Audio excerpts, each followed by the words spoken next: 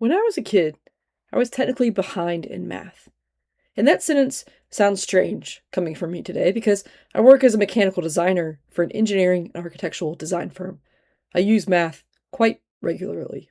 I actually really like math, but it wasn't always that way. You see, my family was homeschooled for a couple years, but we eventually moved to Texas, and I started public school about halfway through fourth grade.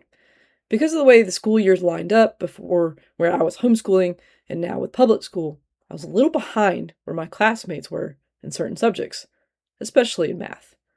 And when you're 9 or 10 years old, being behind can feel like you're being bad at something.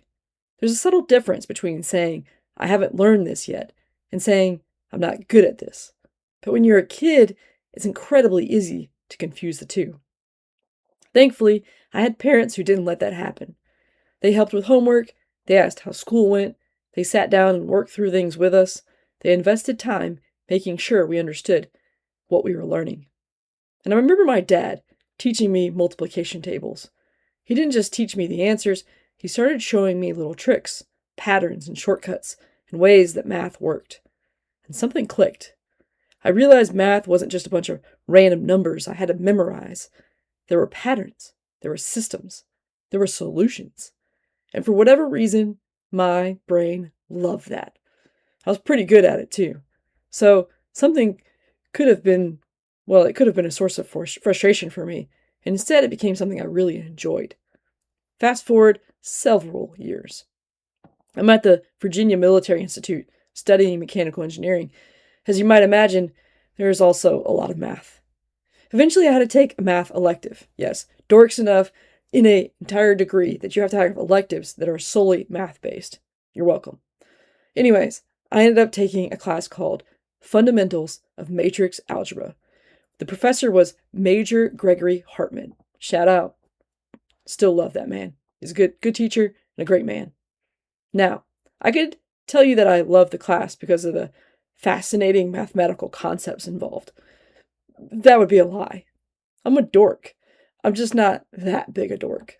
What made the class interesting was the professor. He was working with several other professors to create free or very inexpensive math textbooks. He had written the book we were going to be using for our class, and because it was a new book, he warned us that there might be mistakes in the problems and the answers in the back. So he gave us a challenge. If we found an error in the answer key, we could point it out in our homework, and if we were right, we'd get a bonus point. And if we were consistently able to help identify corrections, he promised to acknowledge our contributions when the book was published. Well, you could probably guess what happened next. Every time I finished my homework, I'd flip to the back of the book, not just because I wanted to know whether I was right, because I wanted to be in the book. I wanted to be part of the published product. And sure enough, by the end of the semester, Major Hartman told me I had found enough errors that he would acknowledge my contributions in the book when it was published. And he did it. My name, Michelle Fioli, is in a published Fundamentals of Matrix Algebra textbook. Booyah.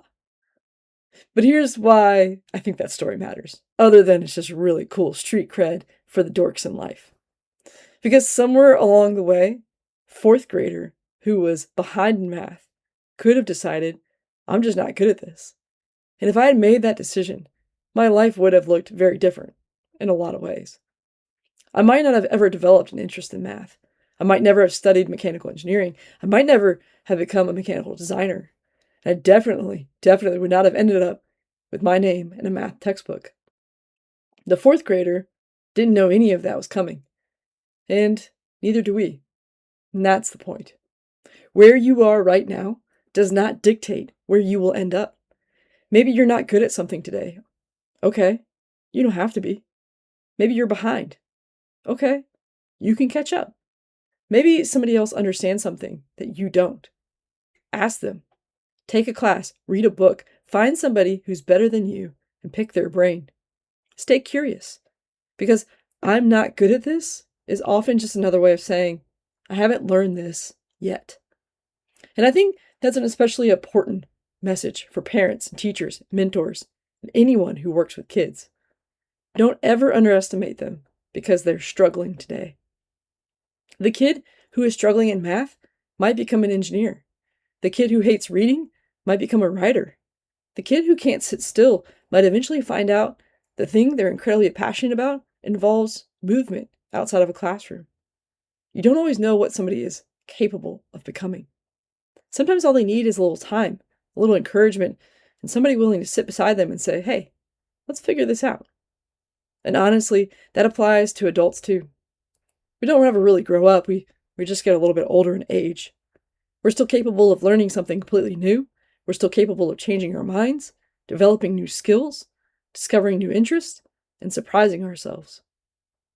Maybe your version of getting better doesn't end with your name in a textbook, and that's a sad day, but probably not. But you might discover that the thing you once thought you were terrible at is actually something you can become pretty good at. You just don't know that, like, where that road's going to be or where it might lead. So wherever you're at today, don't confuse who you are with who you can become. Stay curious, keep learning, keep trying. When you see someone else who's struggling, don't write them off. Give them a little time, a little bit of encouragement, and you never know. The person who's behind that person today might just surprise you tomorrow.